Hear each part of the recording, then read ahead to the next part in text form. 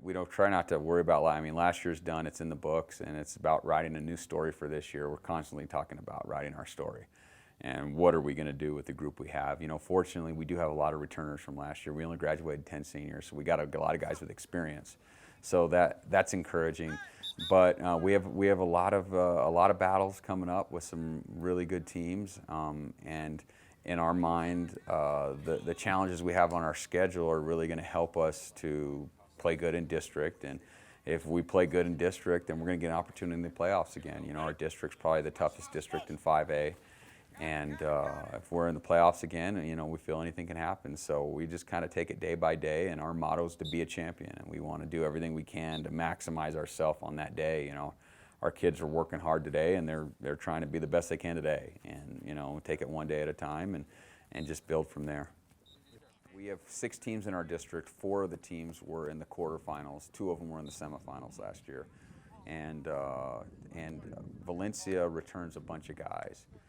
Berlin returns a bunch of guys. We return a bunch of guys. Las Lunas has had a history of a good program. They graduated a lot, but I mean, they have good athletes coming up. So, you know, there's going to be some challenges there. And then Chaparral and Santa Teresa, I mean, we're a year away from, you know, getting beat up a little bit by those guys. Our first year, you know, ST kind of beat our butts, and we beat Chaparral, but, you know, they could have easily beaten us. So we really can't be sitting back thinking we're much better than anybody. We just got to play our best day in and day out.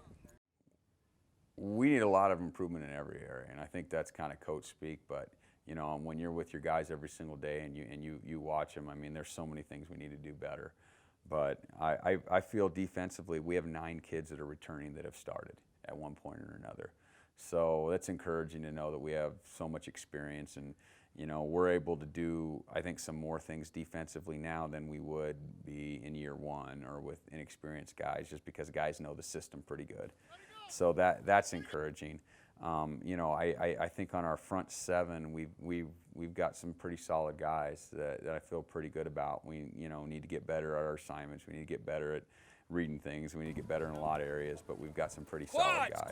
In our secondary, you know, we've definitely got to improve there. You know, we've got to get quicker, react to things better. But I feel strongly about those guys, because you know, if we're to start our top, you know, 5 or 6 guys, I think we have 6 guys that have played in varsity games. So, you know, that's pretty good there.